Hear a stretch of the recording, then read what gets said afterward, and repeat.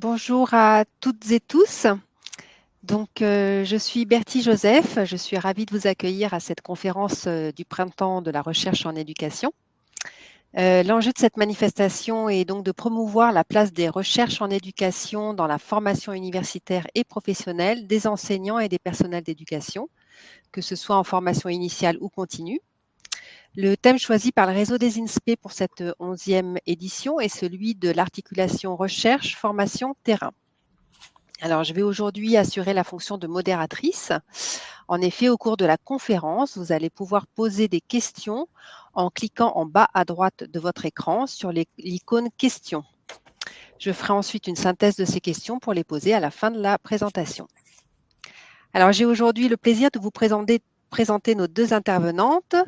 Virginie Wolf, qui est responsable scientifique du réseau des LEA-IFE à l'ENS de Lyon, et Aurore Promonet, professeure des universités et qui est une des référentes scientifiques du réseau des LEA-IFE. La conférence de ce jour a pour titre Les LEA-IFE, un réseau au service des liens entre recherche, terrain et formation. Alors par LEA-IFE, nous voulons parler du réseau des lieux d'éducation associés à l'Institut français de l'éducation de l'ENS de Lyon. Ce réseau rassemble 35 projets de recherche collaborative. Et puis, pour que vous sachiez d'où je parle, je vous précise que je suis moi-même membre de l'équipe de coordination du réseau des LEA. Voilà, et je laisse la parole à Virginie et Aurore. Eh bien, allons-y. Nous souhaitons mettre ce soir au travail le rôle de la dimension réseau dans la formation à et par la recherche, aussi bien des membres des LEA-IFE que des personnes extérieures au réseau. Et pour cela, nous traitons donc la question que vous voyez inscrite à l'écran. Comment la dimension réseau des LEA-IFE contribue-t-elle à la formation à et par la recherche? Alors, tout d'abord, arrêtons-nous sur la notion de réseau. Si on se réfère au trésor de la langue française informatisée, la notion de réseau présente globalement 3 traits sémantiques et vous avez là quelques extraits, enfin quelques mots extraits de la définition qui vous en donnent un aperçu. En violet apparaît l'idée de lien entrecroisé qui constitue un réseau. En bleu, l'idée de communication entre un ensemble de lieux, des relais, des stations ou bien de personnes. Et puis en orange, un troisième trait sémantique qui est celui de l'organisation, puisque les lieux et les personnes qui sont reliés au sein d'un réseau dépendent généralement d'un organisme central. Et le réseau des LEA-IFE, que Bertie vient de présenter, est en effet un peu plus que la simple juxtaposition de 35 projets qui en font partie. C'est ce que nous allons montrer.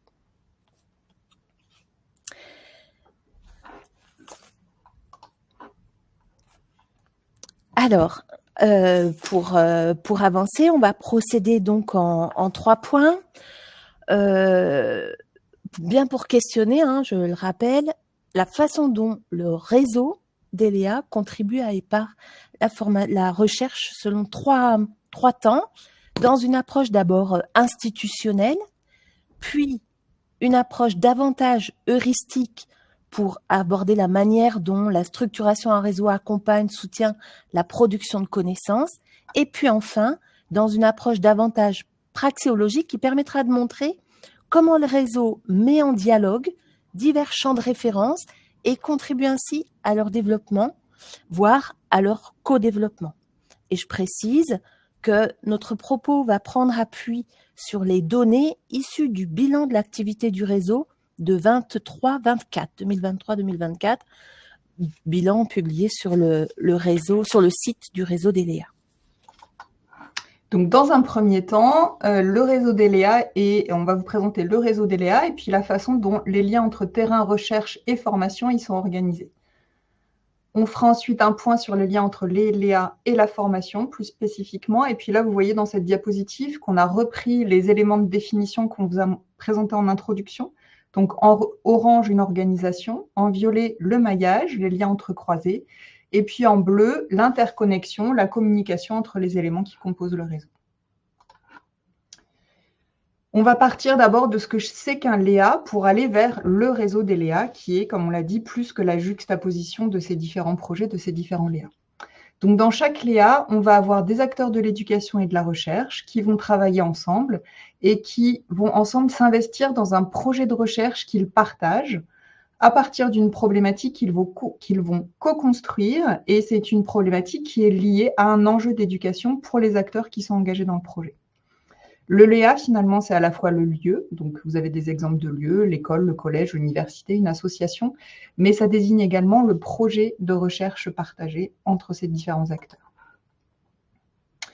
Les liens entre les différents Léa, ils sont portés par des personnes qui ont des rôles particuliers. Donc, dans chaque Léa, on a 2 correspondants qui vont coordonner le projet. On en a un qui va représenter les acteurs de l'éducation, un qui va représenter les acteurs de la recherche. Donc, ils sont en lien entre eux, évidemment, mais également avec un référent IFE qui, lui, va faire le lien entre le projet et le réseau. Et donc, chaque référent va suivre en général entre 2 et 5 projets. Il travaille avec les autres référents et puis il travaille avec l'équipe de coordination de notre réseau. On peut aussi voir le réseau des Léa comme un maillage de réseau. En effet, dans chaque Léa, le plus souvent, on va trouver plusieurs structures. Donc là, vous avez les exemples des structures scolaires. Donc, je ne vais pas revenir sur les chiffres, mais on voit finalement que le réseau des Léa est constitué de Léa qui, eux-mêmes, le plus souvent, sont en réseau d'établissement.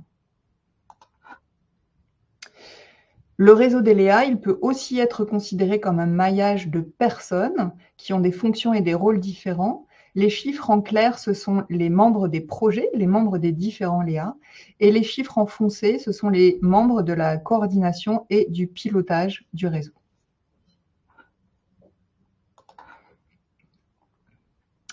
Le réseau, il peut également être appréhendé comme un maillage de lieux et d'unités de recherche. Donc, comme on l'a dit, on a 35 projets de recherche collaborative. Ça représente 155 projets depuis l'origine en 2011.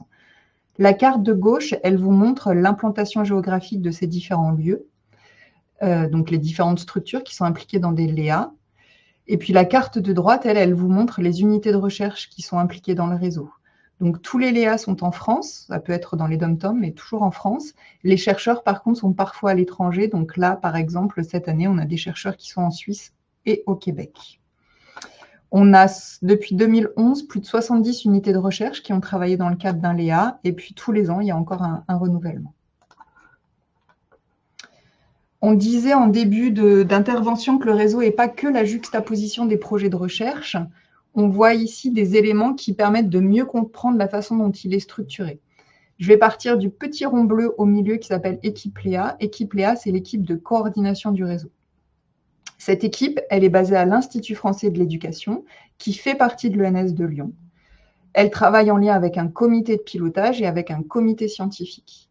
Dans ces 2 instances, on va avoir des chercheurs, mais on va également avoir des représentants des différentes institutions partenaires, donc ministère de l'Éducation nationale, de l'Agriculture, les INSPE, les EFC, etc. Il y a également 2 chercheuses référentes qui travaillent au quotidien avec l'équipe de coordination. Donc, le lien avec chaque Léa, il va passer par les référents dont je vous ai déjà parlé, qui vont, chaque référent, accompagner les projets. Il y a également des partenariats internationaux, c'est ce que vous voyez tout à gauche. Donc, le réseau des Léa, il est en partenariat, surtout cette année, avec 2 réseaux de recherche collaborative. Un au Québec, qui s'appelle le CRRE, Consortium régional de recherche en éducation, qui est porté par l'UQAC, qui est l'Université du Québec à Chicoutimi. Et un autre qui s'appelle les LEAL, les lieux d'éducation associés au Liban. Je ne vais pas détailler plus avant cette organisation, mais si on essaye de rendre visibles les liens entre terrain, formation et recherche dans l'organisation, ce qu'on voit, c'est que le terrain, il est présent dans chaque Léa, puisque dans chaque Léa, on a des acteurs de l'éducation qui sont impliqués, mais le terrain, il est également visible au niveau du pilotage et de la coordination du réseau, avec la présence de représentants des institutions de terrain dans les différentes instances. On trouve la recherche dans les unités de recherche des membres des Léa, évidemment, des membres des comités de pilotage et des comités scientifiques, des 2 référentes scientifiques, de la responsable du réseau, et puis des partenaires internationaux qui sont nos correspondants étant des chercheurs.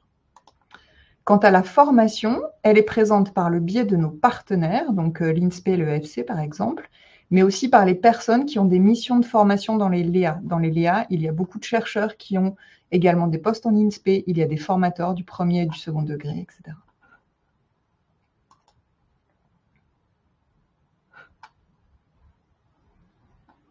Ah, il n'y a plus ton son, Aurore. Quelques chiffres, pardon. La formation est représentée diversement par les personnes et par les institutions de formation. Virginie vient d'en parler un petit peu. Dans la majeure partie des Léa, donc là on a les chiffres de 23-24. On trouve effectivement des formateurs et formatrices en grand nombre. On voit que dans 20 des 35 Léa, il y avait des associations avec l'INSPE, la présence de partenaires de l'INSPE. Avec, parmi les correspondants recherche d'ELEA, 27 personnes qui travaillent dans la formation INSPE et en tout, 64 personnes qui sont engagées en formation. Donc, vous voyez, on a une diversité de présence et une forte représentation d'ELEA. Puis, on peut avoir des formateurs qui viennent d'autres contextes, les contextes internationaux dont Virginie vient de parler, hein, consortium régional de recherche en éducation, mais des collègues aussi formateurs qui nous viennent de Suisse.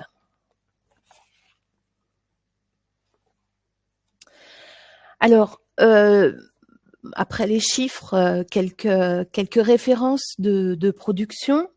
Les interventions, enfin les Léa proposent des formations à géométrie variable. Les 3 ensembles qui sont représentés par 3 références ici relèvent d'une ou de plusieurs circonscriptions ou bien de formations locales interdegrés. Donc, vous voyez la diversité des configurations. Et ces offres de formation, elles s'ancrent localement tout en s'inscrivant dans des plans de formation plus vastes. Il est question du plan de formation mathématique ou du plan de formation français.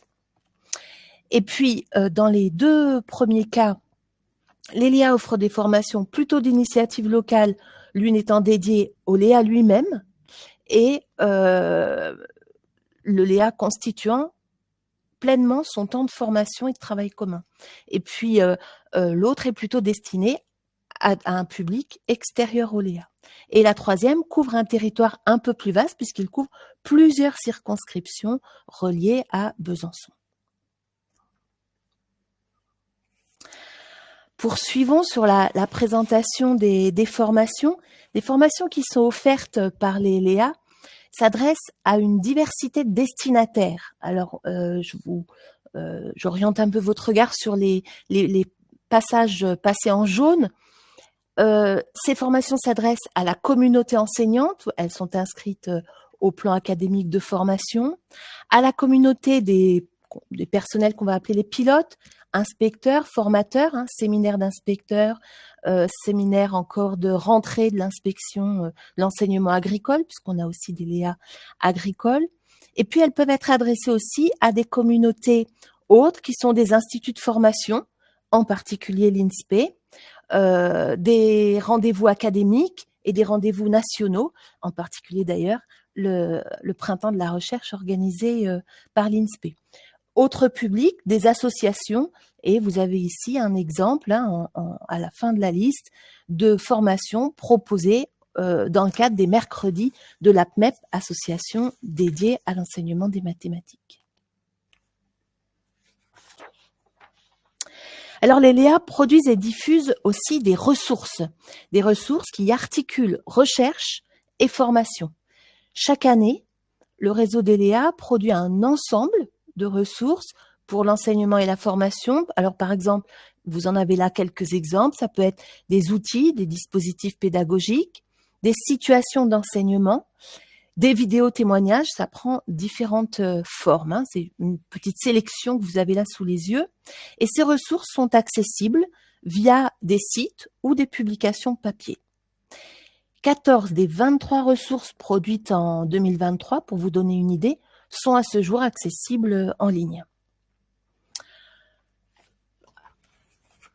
Je poursuis.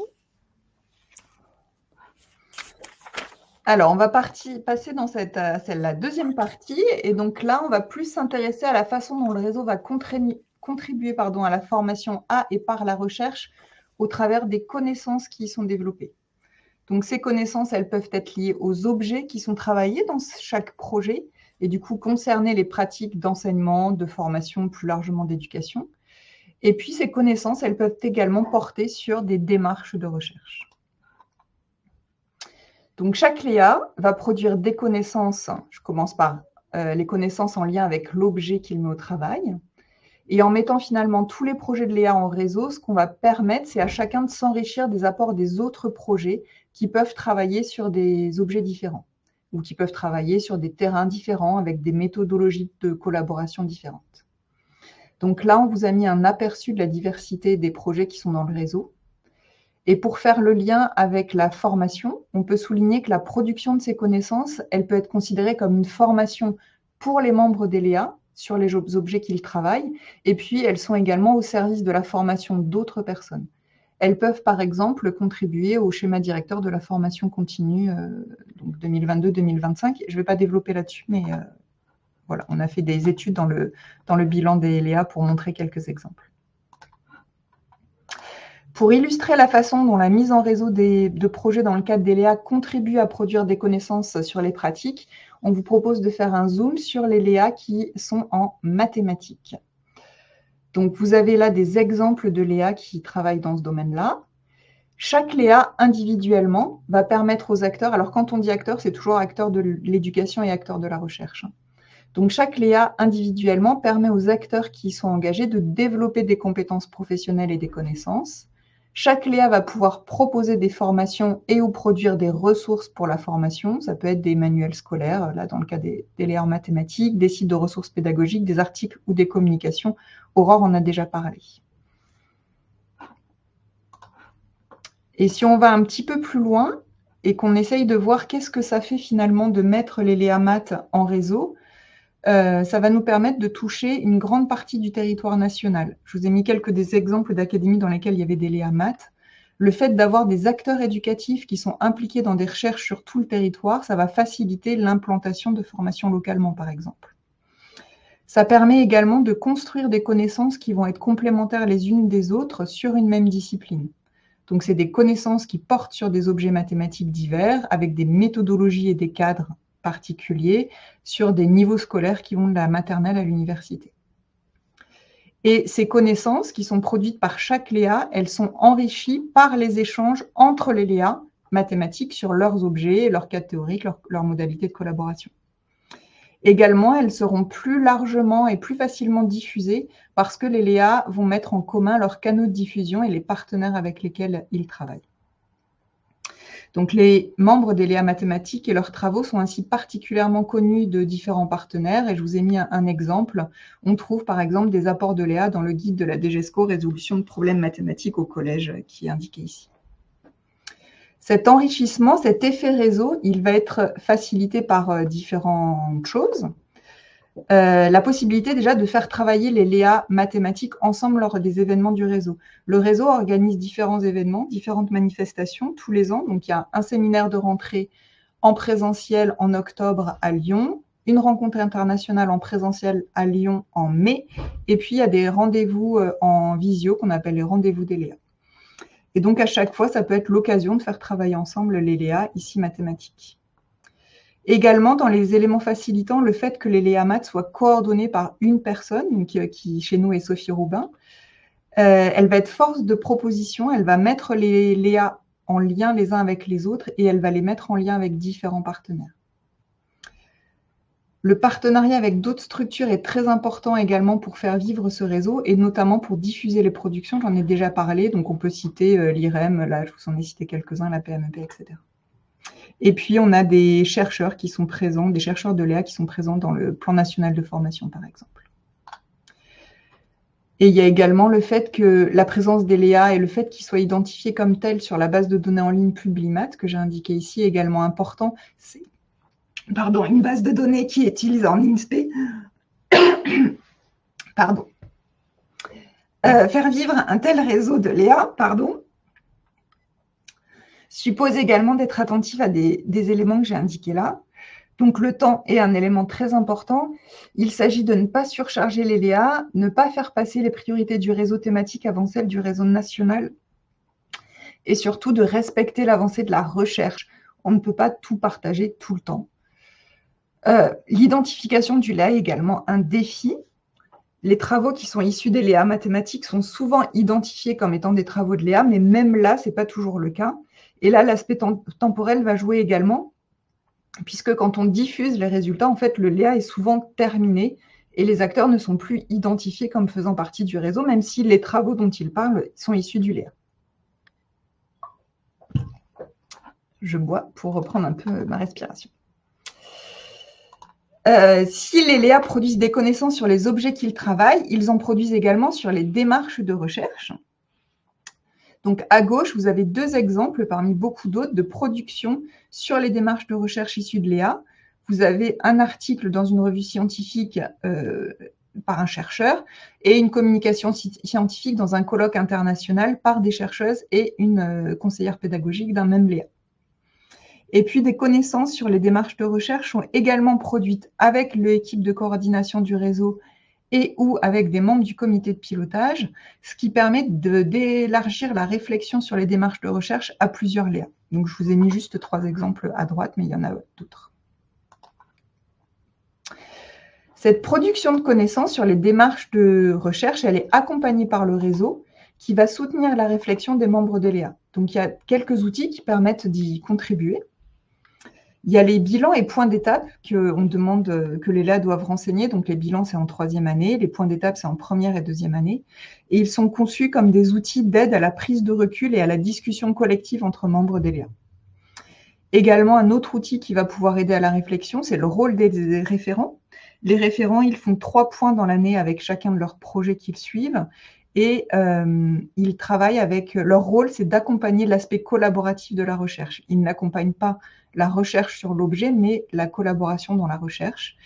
Ils vont pouvoir aider à réguler la recherche et à réfléchir à ses modalités de mise en œuvre.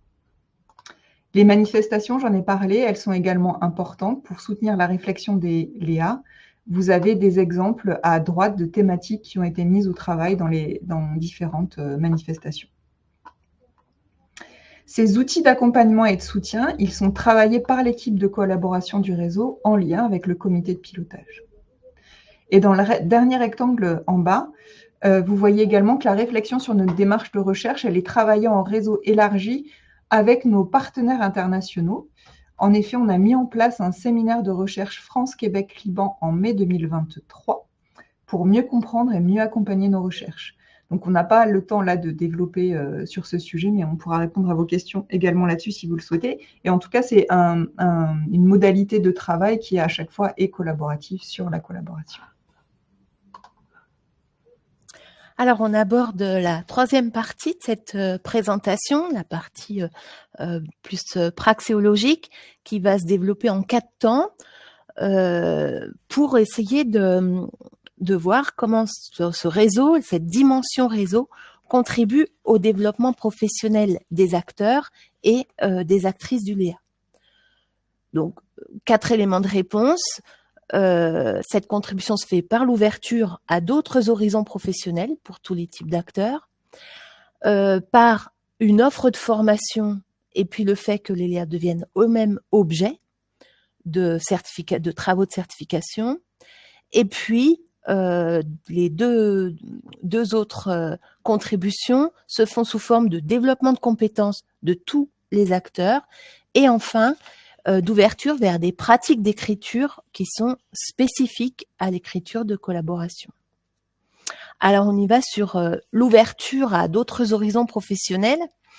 Vous voyez là une citation qui est extraite d'un billet de blog, puisque vous pouvez d'ailleurs vous inscrire à la note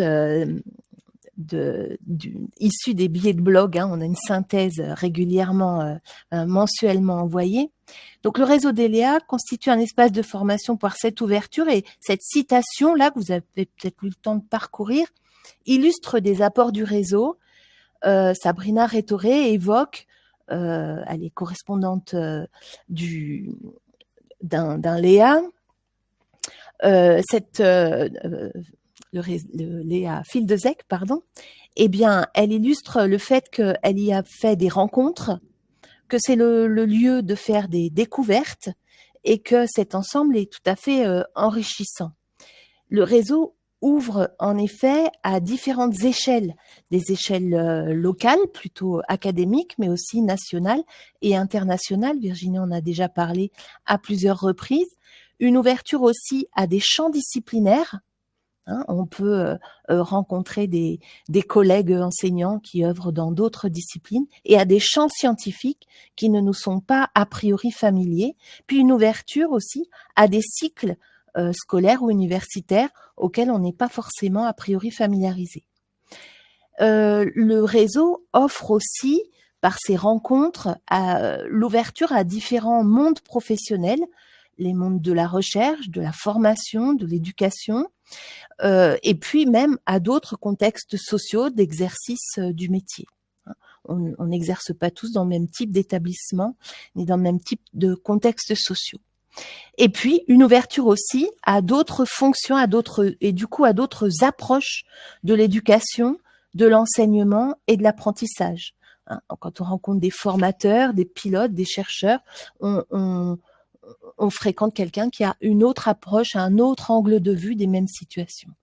Et donc, le réseau accentue encore cette ouverture par les rencontres nationales et internationales qu'il organise 2 fois par an.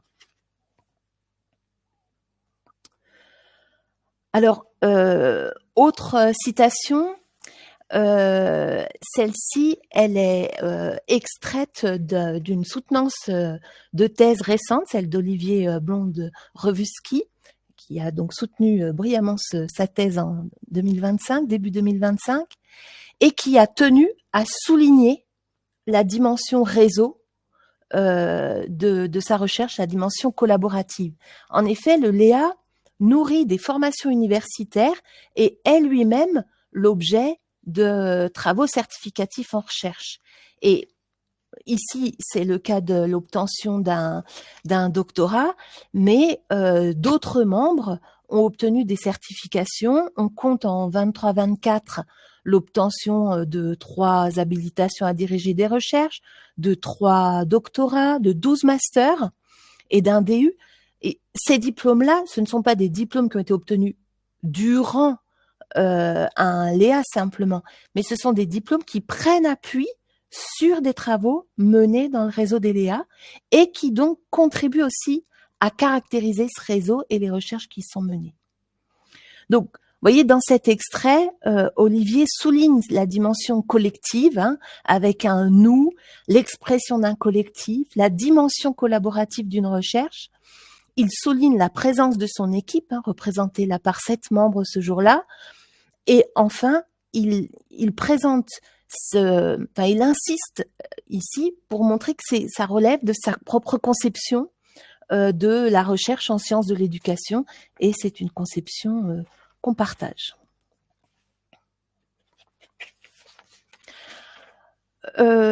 Alors, autre aspect, on arrive au 3e point de cette approche praxéologique. La participation à un Léa, c'est aussi un contexte dans lequel on peut consolider ses connaissances, ses compétences et ses usages du numérique. Et ces éléments-là correspondent à l'axe 6 du schéma directeur de la formation. Parce que le travail en réseau suppose de communiquer à distance et puis aussi de partager des documents.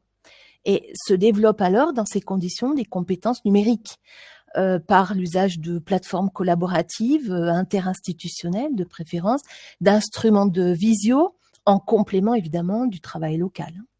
Et on constate aussi pour l'ensemble des partenaires un développement de compétences de communication, notamment par la production des ressources qu'on a évoquées tout à l'heure, qui doivent être publiables et qui sont publiées en différents formats. Vidéos, sites, articles de revue, chapitres d'ouvrages. Et ces différents formats imposent différentes formes de communication. Autre compétence développée, pour certains d'entre nous, la conception et l'animation de dispositifs de formation. Nous ne sommes pas tous a priori formateurs, mais nous sommes amenés à produire des ressources pour la formation que nous devons diffuser. Et puis, l'approche intermétier est importante. Elle conduit à des co-interventions interinstitutionnelles. Et ces co-interventions renforcent encore le développement par une nécessaire adaptation du discours, des angles d'approche, des objets travaillés. Selon qu'on communique en colloque, en journée d'études, en journée d'INSPE ou en séminaire de formation, eh bien, les conditions sont différentes et le discours s'ajuste.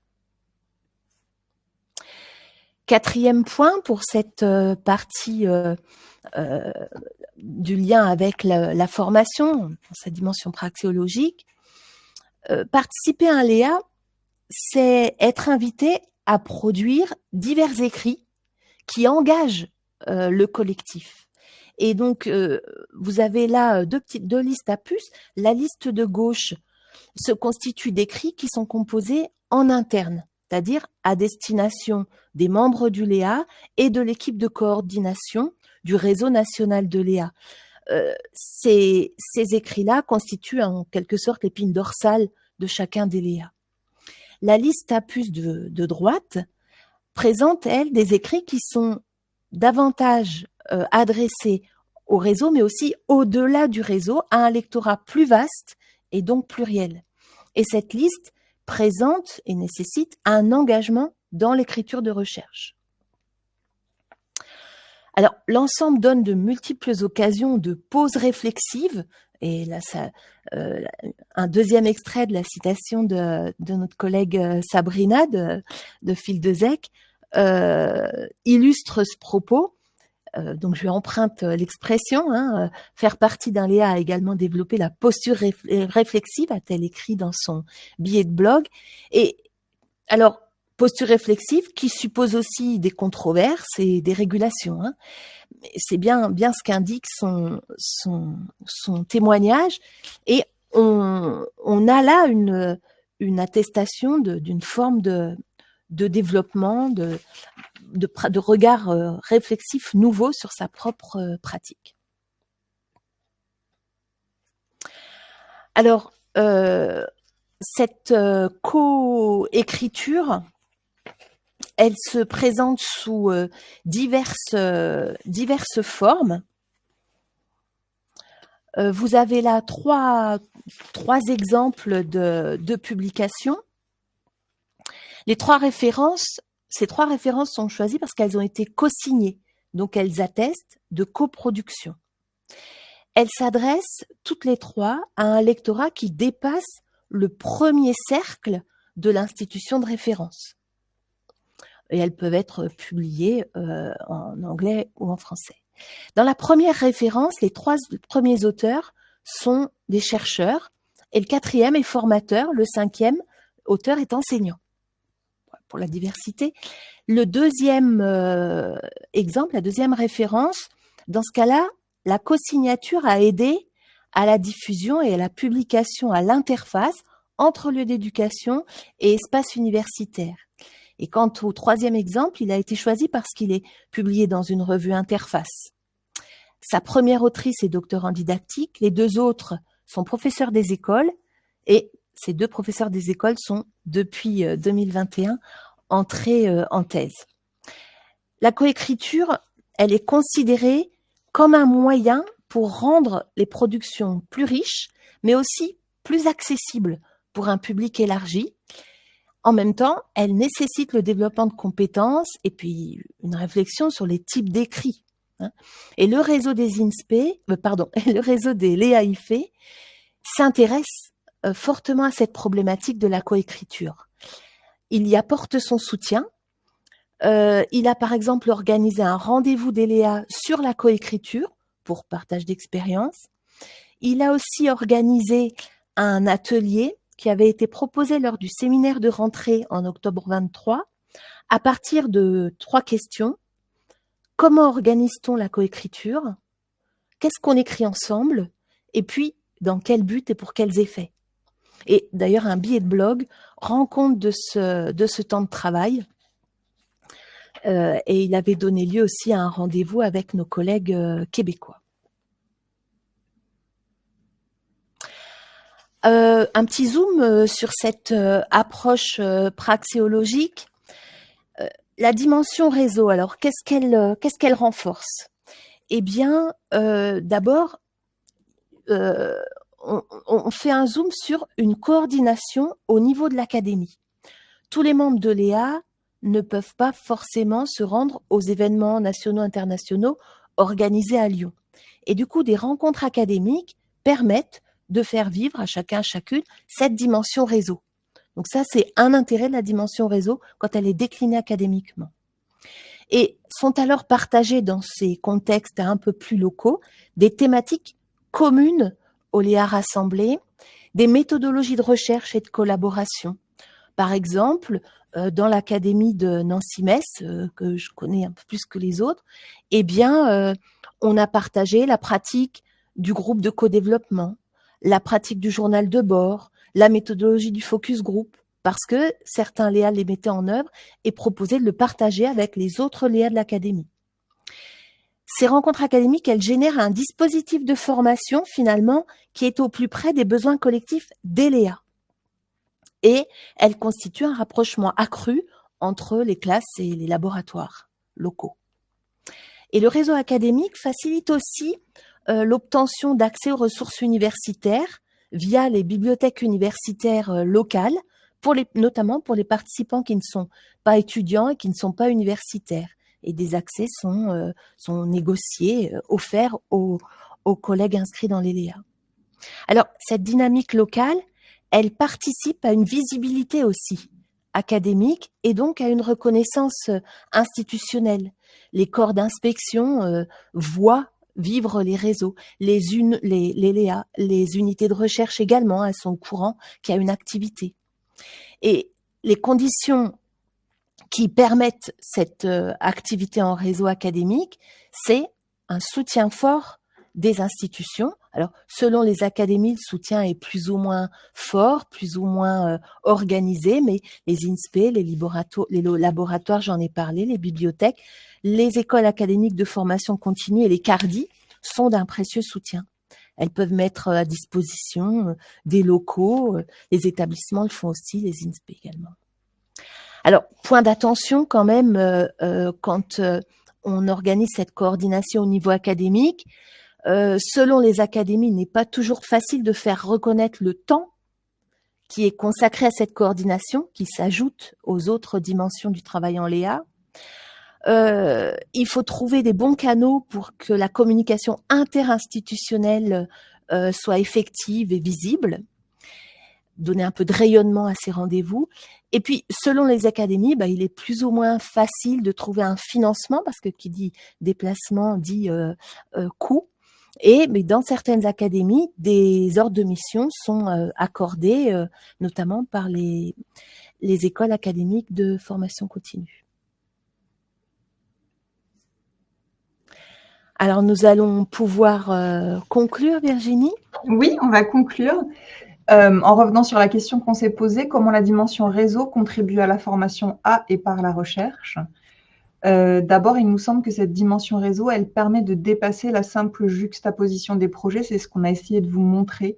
Et donc, on n'a pas juste 35 projets qui travaillent les uns à côté des autres, mais on a un maillage de projets, de personnes, de lieux d'éducation, d'unités de recherche, etc. Ça va permettre une production de connaissances qui va s'enrichir des objets et des méthodologies des uns et des autres.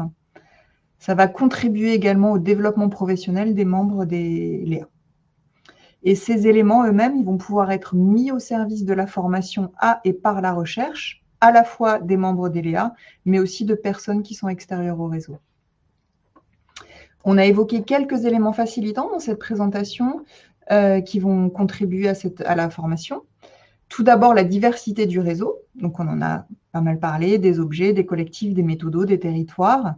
Mais cette diversité, si elle est nécessaire, elle n'est pas suffisante parce qu'il faut absolument mettre en place les conditions pour que cette diversité, elle soit au service de la production de connaissances sur les pratiques et sur les modalités de recherche. Et pour cela, le réseau est organisé pour faire du lien entre les différents projets, entre les différents Léa, pour les accompagner et pour développer une expertise sur les recherches collaboratives et leur accompagnement. Donc, on souligne ici l'importance d'avoir la présence d'acteurs de la recherche et de l'éducation dans les différentes instances du réseau. C'est pour nous quelque chose de très important. Les organes d'accompagnement et de pilotage qui sont issus de cette organisation sont également importants. On va citer par exemple le rôle de l'équipe de coordination, du comité de pilotage, du comité scientifique, des référents, des accompagnements locaux en académie dont on vient de parler. Et ce qu'on peut dire également, c'est que l'équipe de coordination, elle est présente, en tout cas elle est en lien avec toutes ces instances-là et elle fait du lien entre elles. Les outils pour accompagner les projets et pour les valoriser sont également importants. On a parlé des bilans et des points d'étape, mais il y a également le site et le blog d'Eléa. On vous a dit par exemple qu'on avait une lettre d'information à laquelle vous pouvez vous abonner. Vous tapez blog d'Eléa IFE et vous allez tomber sur notre blog et vous avez possibilité de vous abonner à cette lettre mensuelle d'information. On a des permanences aussi, par exemple, pour aider les membres d'Eléa sur des questions qui sont parfois techniques. Bref, on a tout un tas d'outils pour les accompagner. Les manifestations du réseau, elles sont également importantes parce qu'elles vont permettre la rencontre et surtout la mise au travail et l'apport de connaissances. Ça va permettre de faire vivre les liens entre les projets, entre les personnes, les unités de recherche, etc. et leurs partenaires qui sont présents aussi. Et puis, ces manifestations étant régulières, ça va permettre de travailler en cycle d'itération, de mettre au travail un même thème à différents moments avec différentes modalités et puis également de créer un sentiment d'appartenance au réseau par cette expérience commune. Alors, on a mis des petites couleurs dans cette diapositive pour rappeler un petit peu l'introduction à propos de ce que c'est qu'un réseau. Et donc, vous retrouvez en violet l'idée de lien entrecroisé. Avec ces différents liens. Bon, c'est juste un titre ici, mais en bleu, l'idée de communication entre un ensemble de lieux ou de personnes, et on a bien tous ces outils que Virginie a déclinés, et puis ces différentes manifestations qui permettent cette intercommunication. Et puis enfin, orange, l'idée de cette organisation, c'est bien le réseau qui rend possible ce maillage, qui l'organise et qui l'accompagne. Et pour faire vivre les liens entre terrain, recherche et formation dans un tel réseau, on a quand même des points d'attention. Évidemment, on en a évoqué quelques-uns. La temporalité, c'est le premier point qui nous paraît important à souligner ici. La temporalité de la recherche, c'est pas la même que celle du terrain et de la formation. Le temps de la recherche, c'est souvent un temps qui est plus long que celui du terrain et de la formation.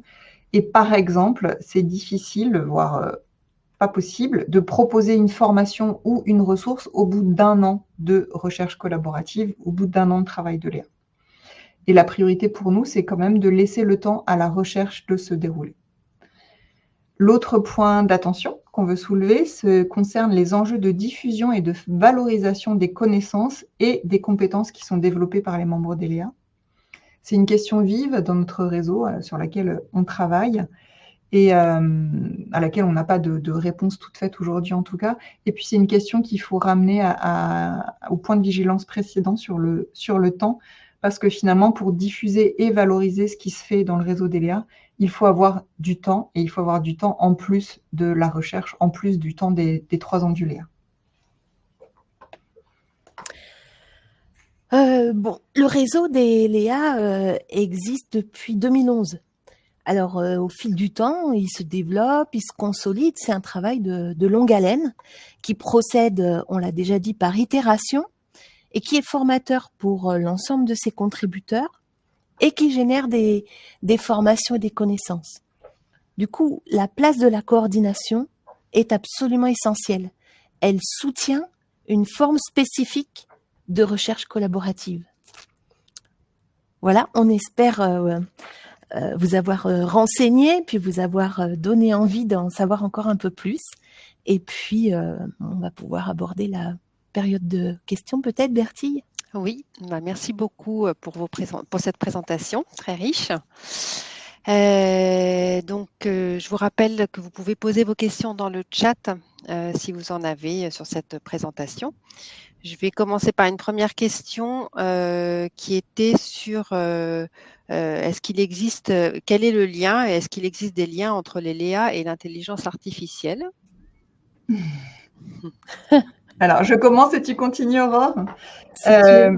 Il peut y avoir des projets de recherche, donc il peut y avoir des projets de l'EA qui s'intéressent à la question de l'intelligence artificielle. Donc, par exemple, des acteurs de l'éducation et de la recherche qui s'intéressent à des questions en lien avec l'IA générative, etc. Donc, ça peut être l'objet d'une recherche. Voilà ce que je peux dire pour l'instant. Et je vais laisser Aurore peut-être compléter si elle le souhaite. Oui, en fait, l'IA, c'est une question vive actuellement. On court après l'IA en ce moment, les IA génératives notamment. Et en fait, forcément, des Léa vont naître et traiter cette question-là. Parce qu'un Léa, ne peut naître que lorsqu'une question est partagée par les enseignants, les formateurs, les chercheurs. Et c'est cette construction-là qui fait qu'un Léa peut naître. Et donc, nécessairement, dans le temps, on aura des Léa qui traiteront de cette question-là. Alors, je vais enchaîner par une seconde question sur la posture ou la démarche pour un formateur de circonscription, donc école primaire élémentaire. Quelle serait sa posture ou sa démarche pour repérer les besoins du terrain, faire des liens avec la recherche et dans le cadre d'un Léa? Tu veux y aller ou... Je te laisse commencer. Allez. Et puis effectivement, pardon, excuse-moi Aurore, je complète. On avait une autre question sur plus générale sur comment devenir membre du réseau et comment être informé des prochaines conférences en lien avec le réseau. Donc là, je pense que vous y avez en partie répondu en parlant du blog d'Eléa. Mais voilà, je te laisse. Oui, alors bon, ça s'inscrit un peu dans la continuité de ce que j'ai dit. En fait, un Léa traite de questions éducatives et d'enseignement. Et peuvent y entrer des enseignants, des formateurs, des associations, des parents d'élèves. Enfin, voilà, le spectre est assez large. Et donc, par exemple, effectivement, un formateur de circonscription peut voir émerger une question de métier, une question de pratique. Et en fait, comme tout projet de recherche, on part de questions premières émergées de l'expérience. Et puis ces questions premières, on les documente avec des expérimentations de classe, avec un état de l'art sur les connaissances dont on dispose, en mobilisant globalement 3 littératures, la littérature institutionnelle, la littérature scientifique et la littérature professionnelle. Et fort de ça, la question première se documente, se construit, devient une question de recherche, et puisque les acteurs appartiennent à différents métiers de l'éducation et de la formation, eh bien, ça peut devenir une recherche collaborative. Peut-être juste pour compléter, on est contacté régulièrement par des acteurs de l'éducation qui ont une question qu'ils veulent mettre au travail et ils voudraient faire une recherche collaborative autour de cette question-là. Donc la première étape, c'est souvent déjà d'essayer d'être au clair à peu près sur ce qui nous intéresse, qu'on veut travailler. Mais très vite, il va falloir trouver pour ces acteurs-là des acteurs de la recherche qui travaillent avec eux. Et c'est seulement au moment où il y aura les deux mondes qui seront en présence que la problématique pourra vraiment être affinée et précisée, parce qu'il faut que les deux univers se rencontrent. Nous, il nous arrive sur le blog d'Eléa de publier des appels à chercheurs. Alors, et ça peut être des acteurs de l'éducation qui ont un projet, donc on les aide un peu pour écrire un billet de blog qu'on va diffuser et il pourra y avoir des chercheurs qui vont y répondre. Ça arrive aussi dans l'autre sens, d'avoir des chercheurs qui ont envie de travailler sur une thématique et qui cherchent des acteurs pour travailler avec eux. Et après, il y avait... Ouais, je me dis que c'est là que l'INSPE peut être le lieu idéal pour que les mondes se rencontrent, puisqu'ils se côtoient au quotidien pour la formation des futurs enseignants-enseignantes et documentalistes et conseillers d'éducation. Et il y avait une question pratique pour intégrer le réseau des Léa. Donc, l'appel à projet paraît tous les ans au mois de fin septembre, début octobre. Et donc, c'est un appel général. Et les gens ont jusqu'au mois de février pour déposer leur dossier. Et il faut bien comprendre que d'avoir plusieurs mois pour travailler et construire ce projet-là, c'est quelque chose qui est important. C'est pas un projet de Léa, ça peut pas se faire en 15 jours tout seul de son côté.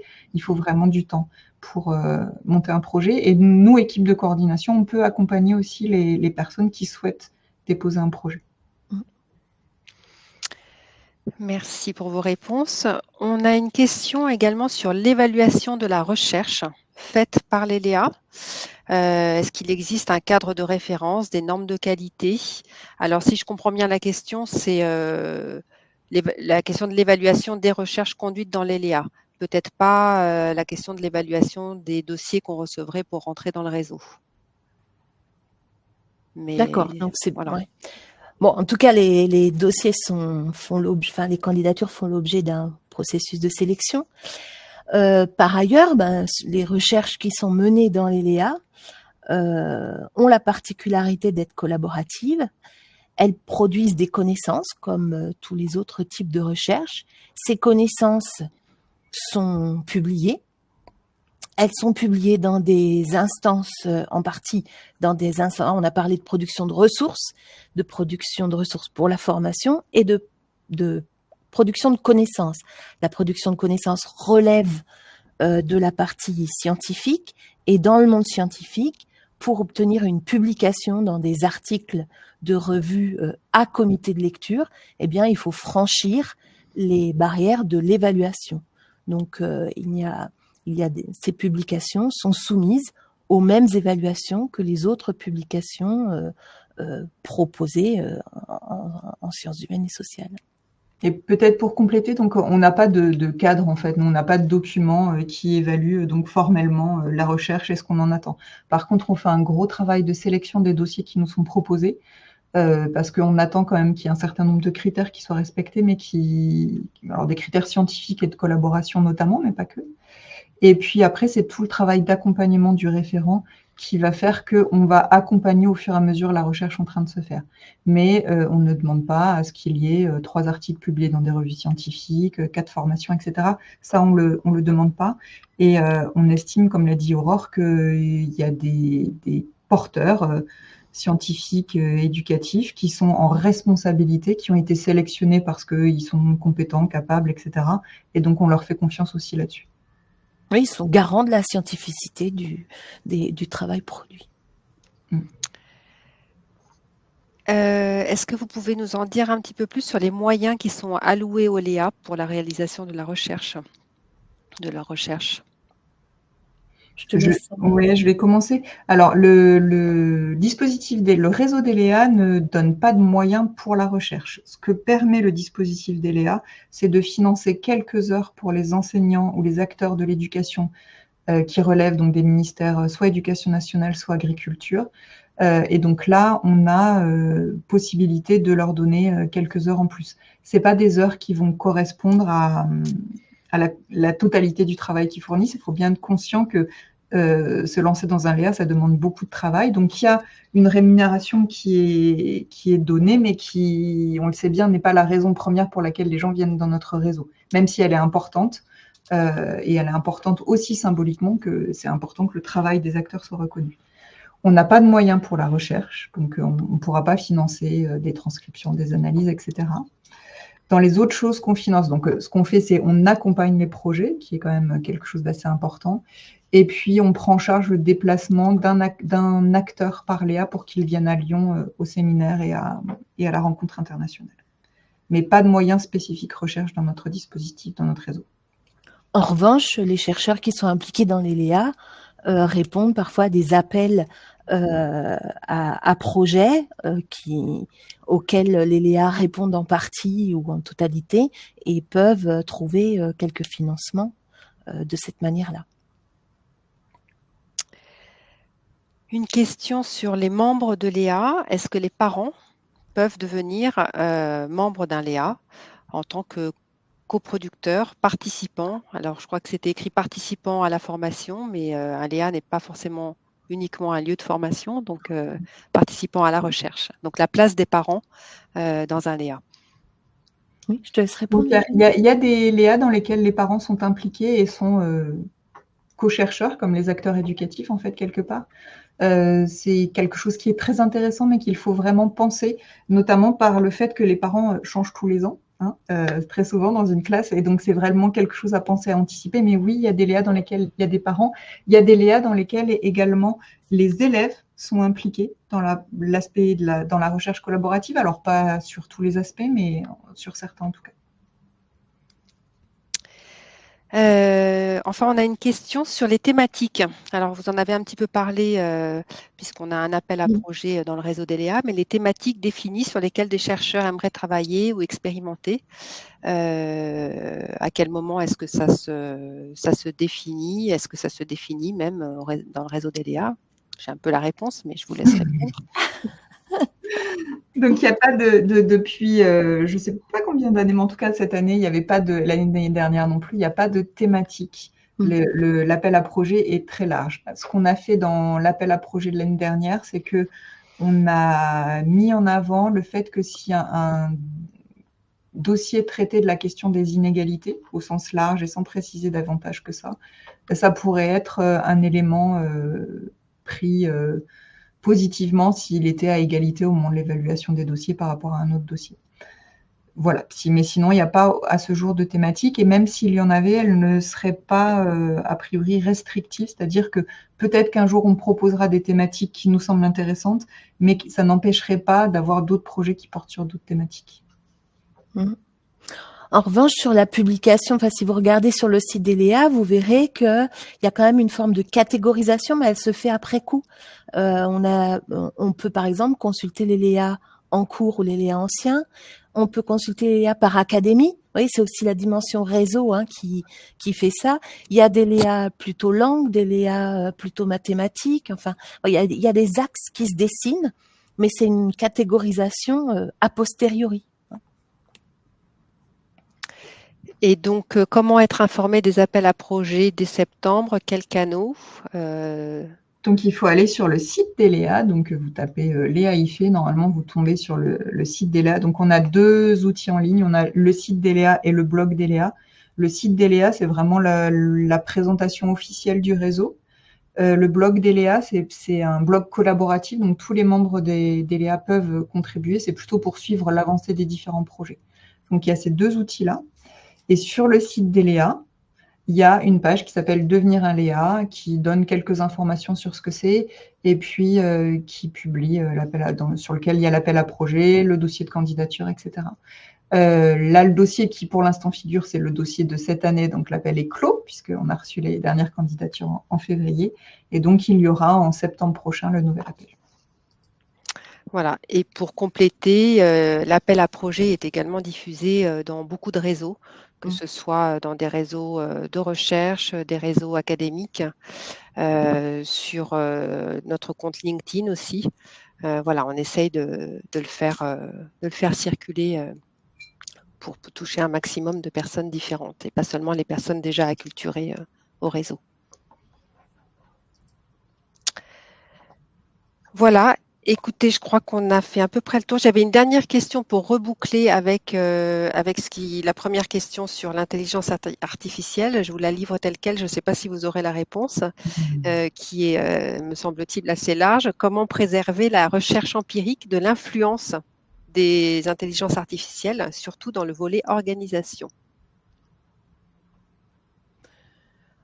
Je ne suis pas certaine de comprendre la finesse de la question, surtout, en particulier sur la précision autour de l'organisation.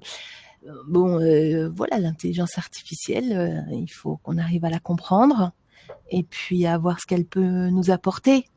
Mais la question n'est pas plus aiguë au sein du réseau d'ELEA qu'elle ne l'est au sein des classes, sur les questions d'évaluation, de production d'écrits, de génération de textes, d'images, de musique. Enfin, voilà, elle n'est pas plus plus crucial dans le réseau DELEA qu'ailleurs dans notre société. Voilà, on est en train de vivre une révolution. On la vit ensemble. Comment ne pas répondre?